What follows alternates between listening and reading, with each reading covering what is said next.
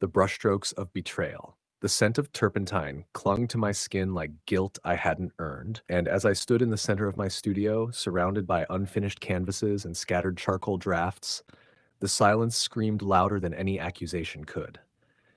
My name, George, once murmured in admiration by critics and collectors alike, was now spat through the media like venom, labeled a thief, a fraud, a parasite living off the brilliance of another man. And that man, Ethan, wore my stolen dreams like armor as he basked in the acclaim I had bled for. Every sketch I had poured my soul into, every sleepless night I spent agonizing over light and shadow, stolen from me and turned against me with such precision that it felt personal, too personal. And yet Willow, my wife, stood beside me each time I crumbled under the weight of a new article, another expose, whispering, "They don't know you, George. I do." Her fingers brushing my hand as if that touch could rebuild the shattering pillars of my reputation. And I believed her because I needed to. Because the only thing more devastating than betrayal is trusting someone while you're being destroyed. And I clung to her like a man sinking in quicksand, convinced that she was my anchor, my salvation, when all along, she was the one loosening the ropes that held me together. My life became a gallery of humiliation, where my own ideas stared back at me from another man's exhibit, my signatures replaced, my visions bastardized. And yet the world adored Ethan, praised his originality, while I stood outside the museum of my own genius, barred entry, questioned, mocked, forgotten, and I begged Willow to understand, to believe in me, to stand with me, and she always nodded, always smiled, that soft smile that made me forget how cruel the world could be, always kissed my forehead like I was fragile glass. But every time I confronted Ethan, demanded answers, demanded proof, he laughed with that smug superiority only liars possess, called me delusional, said the world sees talent, not desperation. And every time I raised my voice, the industry quieted me, silenced me, treated me like a nuisance barking at the feet of greatness. And I began to unravel, slowly at first. Canceling exhibits, avoiding interviews, doubting my own memories, wondering if maybe I was crazy, maybe I had shown someone my work unintentionally, maybe my brilliance wasn't mine at all.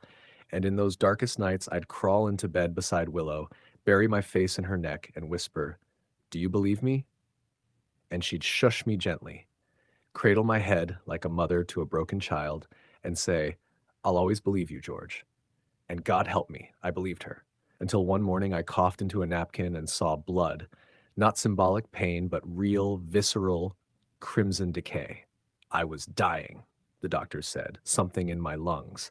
Something that had been building in silence, just like the betrayal rotting through my life. And as my body withered, so did my will. And I spent my final months sketching feverishly, as if trying to outrun death by creating faster than it could destroy me. Willow always at my side, feeding me soup with trembling hands, wiping my brow, whispering how unfair life had been to me. But one night, when I was too weak to speak, I heard voices through the walls, and I followed them with my breath held tight in my chest, each step a war against gravity, until I reached the half-open studio door, and inside Willow stood with Ethan, holding one of my latest drafts in her hand like it belonged to her, like it wasn't my last breath on paper, and she said, "This is the one that'll cement your legacy, Ethan. Just make sure he never sees it." And my soul screamed, but my mouth couldn't. My body couldn't. I collapsed in the hallway, eyes burning as tears fell freely, not because of the betrayal, but because of the realization that every time I had asked her, every time I had broken down in her arms, every moment of fear, rage, despair, she had known she had done this. She had fed me lies while feeding Ethan my life's work. And as I lay there dying, I didn't mourn the stolen credit, the lost fame, or even the impending death. I mourned the love I gave her, the belief, the loyalty, the years of blind devotion, and with my last breath I whispered her name, Willow. Not in hatred, but in disbelief, in heartbreak so deep it swallowed my soul. And then the darkness came, soft at first like sleep, and then cold like betrayal, and then nothing, until I opened my eyes again and smelled fresh turpentine, heard the hum of the morning sun through my studio window, felt my sketch pad on my lap, my hand holding charcoal, not withered, but strong, alive. And as I stood and looked around, I saw the calendar on the wall. I had gone back to the first day this had all begun, And this time I wouldn't beg for her love or seek her validation. This time I would expose the truth and make her watch everything she built on my suffering burn. When I woke up that morning with the sun slicing through the blinds exactly the way I remembered, with the scent of fresh coffee brewing in the kitchen and Willow humming a familiar tune down the hallway like nothing in the world had gone wrong, I realized it wasn't a dream, it wasn't madness, and it wasn't mercy. It was punishment with a purpose, a cruel kind of blessing, because fate had handed me the paintbrush again, not to create beauty, but to expose rot.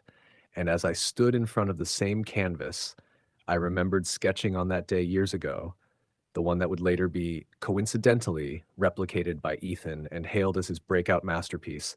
I didn't sketch the skyline like before. I sketched a trap, a beautiful, deliberate, meticulous trap. And every detail I added was less about expression and more about evidence. And as I worked, Willow entered the studio with that same fake softness in her eyes, the practiced warmth in her voice, and kissed my cheek like she hadn't murdered my name in another life. And I smiled back, not with love, but with teeth, because now I knew the part she played, and I would make her act it again. Only this time, I'd be the one writing the script. She asked me if I was okay, said I looked pale, and I told her I had a strange dream, that I saw a future where Ethan accused me of plagiarism, where everything I'd worked for was taken, and I watched her eyes twitch, the smallest crack in her perfect porcelain expression, and she said, "That's just a dream. George, you know Ethan admires you."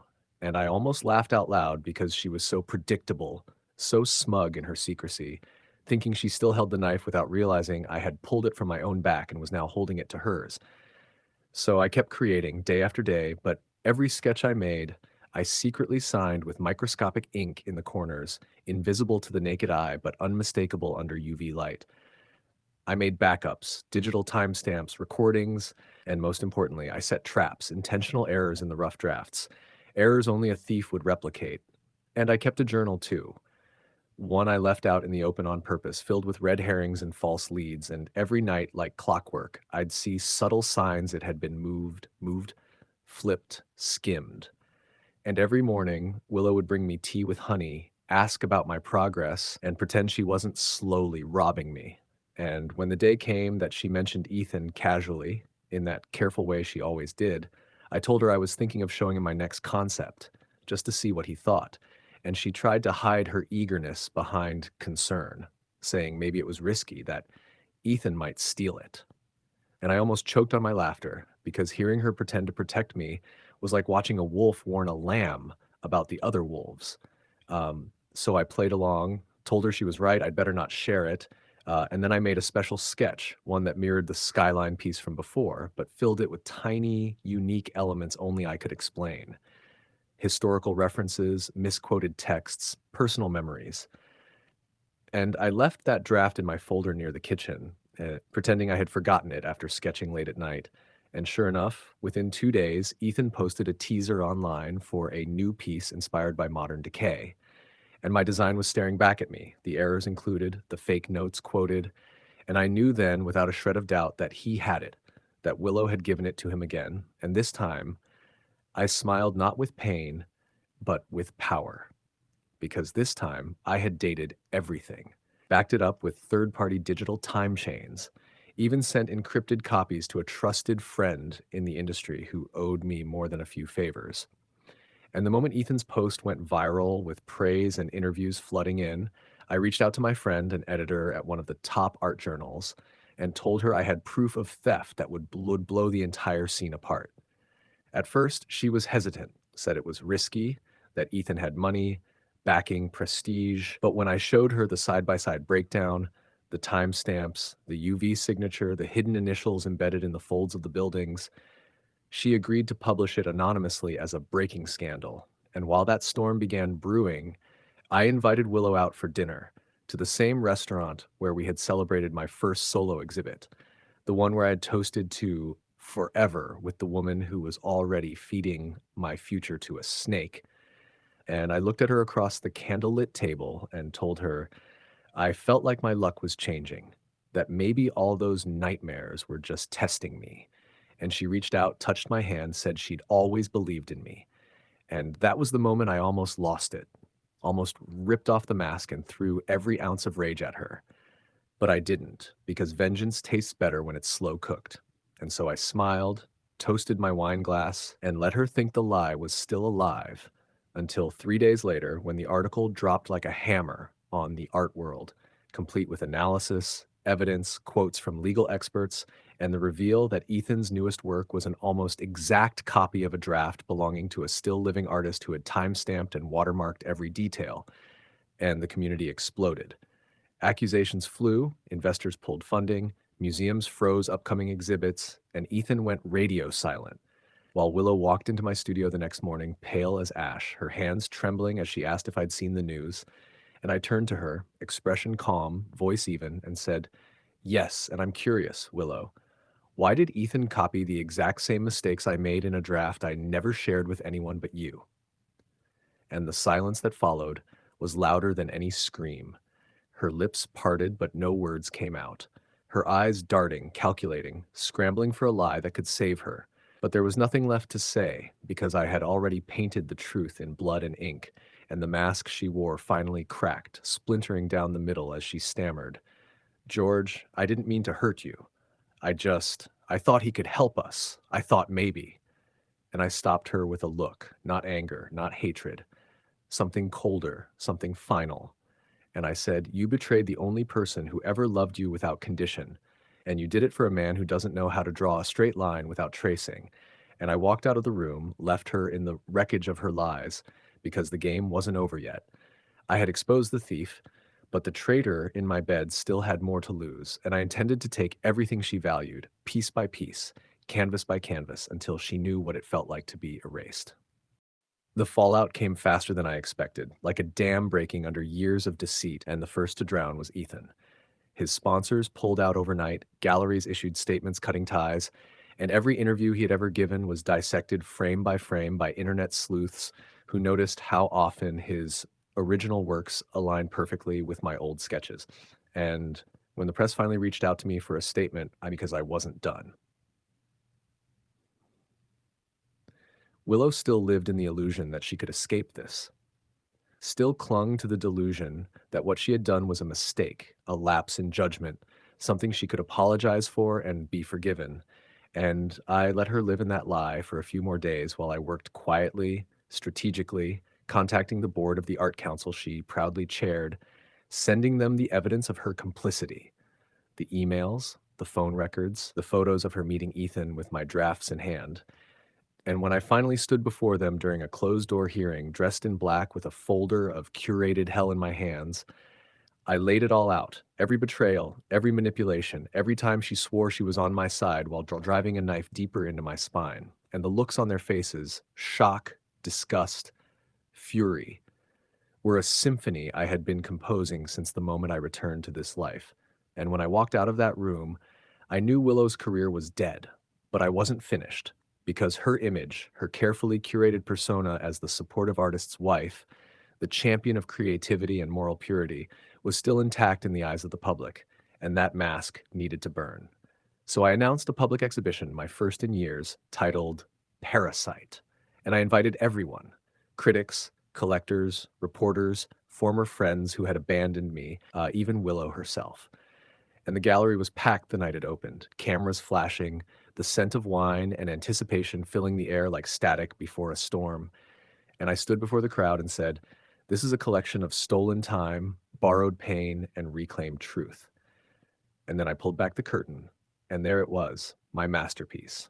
Not a painting, but a timeline.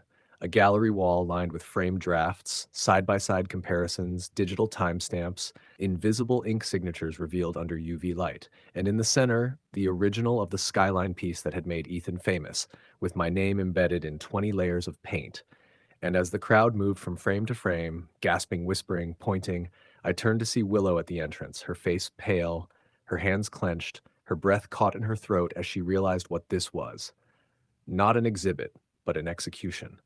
And I walked up to her, slowly, calmly, and said loud enough for the cameras to catch it, "Smile, Willow. Your legacy is finally complete." And she tried to speak, but I raised a hand and said, "Don't insult me with apologies. You didn't kill me to save us. You killed me because you were envious of something you couldn't create or control. And then I walked away, leaving her there as the crowd began to turn, eyes narrowing, phones recording, whispers becoming accusations. And by the end of the night, her name was trending on every platform, but not for her charity work or her gallery board membership, for being the wife who sold out her husband's soul to a fraud and smiled while he withered. And the next morning, she was gone. Not just from the house, but from the city. Her social media deleted, her friends silent, her number disconnected. And still, I felt no peace, only the hollow echo of justice, the satisfaction of a man who had won the war but lost the heart that had once made him want to fight at all. And I stood in the wreckage of my restored career, the apologies from curators, the desperate messages from journalists begging for interviews, and I realized that even when the truth is victorious, it doesn't heal the wound betrayal leaves behind. It only stops the bleeding, and I was left with a life that looked like mine, but felt like someone else's painting. Beautiful, restored, but not quite real anymore. And sometimes I still woke in the middle of the night expecting to hear her voice, to feel her touch. And I had to remind myself that the warmth I remembered had always been cold beneath the surface, that the love I thought I had received had come with a price tag hidden in fine print. And the final blow came when I discovered the truth I hadn't wanted to see in the first place, that Willow had never believed I was lesser than Ethan. No, she knew I was better, and that's why she hated me quietly, why she needed to destroy me, because my brilliance was a mirror that reflected her emptiness. And instead of trying to shine on her own, she dimmed my light so she could feel less alone in her mediocrity. And now she was gone, vanished like a coward, and I was alone in the light, victorious, vindicated, but carrying the ashes of a love I once thought was real. And though I had built this revenge with patience and precision, with every brushstroke soaked in truth, I stood at the edge of it all and whispered to the empty room, I hope you watch from the shadows, Willow. I hope you see what you gave away, because even monsters deserve to regret. I thought victory would feel like peace, like a clean canvas ready for new color, but it didn't. It felt like walking through a burnt-out gallery of memories, everything charred and silent, the applause faded, the vindication cold, and as the days passed, the world moved on, as it always does. Journalists chasing the next scandal, collectors fawning over my resurrected genius, and art schools using my work as case studies in both creation and betrayal. And yet, every time I looked in the mirror, I saw the man who had to die to be reborn, who had been poisoned by the one person he trusted most. And though I had exposed her, crushed her name, obliterated Ethan, and reclaimed everything that was mine, I still heard her voice in the corners of silence, like a ghost that refused to fade. And I told myself I didn't miss her, not the real her, but the version I had loved, the mask she wore so perfectly, the illusion that once felt like home. And that's the part that hurt the most. Not what she did, but how deeply I believed in the lie. And then, one rainy afternoon, about 3 months after the exhibition, I got a letter. No return address, just my name in handwriting I hadn't seen since she used to scribble love notes on napkins and leave them in my sketchbooks. And my heart stopped. Not because I wanted to hear from her, but because I didn't know what else she could take from me. And inside was no apology, no defense, just a single page with a photograph clipped to it, a candid photo of Willow sitting on a park bench in some unfamiliar city, hunched over a sketch pad, no makeup, no smile, just hollow eyes and a pen trembling in her hand. And beneath it, one sentence in her writing, I tried to become something real, but I only ever knew how to steal. And I stared at it for what felt like hours, that final confession, not to ask for forgiveness, but to surrender. And I knew then that she was broken in a way no gallery could fix, no praise could rebuild, because I had destroyed the mask, and beneath it there was nothing but the silence of a woman who never knew how to be herself. And I burned the letter, not out of hatred, but to let go of what was left, the last piece of her living in my world. And then I painted, not for revenge, not for legacy, but for me. And the first piece I finished was titled After Her. A self-portrait standing in a studio of ruins, paint running like blood down the walls, my hands raw, my eyes tired, and when it was unveiled, people called it tragic genius, said it was the work of a man who had transcended pain. And maybe they were right. Maybe I had become something greater through the fire. But even gods bleed when they're born from betrayal. And Ethan, last I heard, moved overseas, changed his name, tried to start fresh. But every time he posted anything online, someone would find him, drop the truth in the comments, and he'd disappear again. A shadow forever haunted by my name. And Willow, she never came back, never reached out again. But sometimes, in quiet moments, I imagined her sitting in cafes, sketching strangers badly, not to sell, not to deceive, but to try and feel something real for once. And though part of me wanted her to suffer forever, another part, some small, stubborn flicker of the man I used to be, hoped she found a sliver of peace in her exile. Not because she deserved it, but because carrying your own corpse every day is punishment enough. And I didn't remarry, didn't try to fill the space she once occupied because some absences deserve to stay hollow. And I channeled everything into the canvas, bleeding silently in color and form, building an empire of truth. And I swore I would never let anyone close enough to sign my soul again, but I wasn't bitter anymore, not truly, just wiser, sharper, someone who understood that love isn't always soft. It can be deadly, can come dressed as comfort while digging your grave. And I kept my studio locked, my drafts hidden, not out of fear, but ritual, a quiet reminder that even beauty, if left unguarded, invites theft. And every so often, a student would ask me, "What made you the artist you are today?" And I'd pause, look out the window at the city that once mocked me, and say, "A woman who loved me with knives." And they'd laugh, not knowing I wasn't joking. And on the 10-year anniversary of Parasite, the museum that had once rejected me now begged to host a permanent installation, and I agreed. But I placed one condition, that the final piece in the exhibit be after her, and that no plaque be placed beneath it, no name, no description, just the painting staring back at the world in silence. And when visitors asked about it, curators would only say, "That one isn't for the public, that one's for the artist." And it was true, because revenge may have rewritten my legacy, but that final brushstroke, that quiet, bleeding image, it was never about vengeance or her or Ethan. It was about the truth that lives after destruction, the art that survives betrayal, and the man who came back from death not to be remembered, but to make sure he was never forgotten.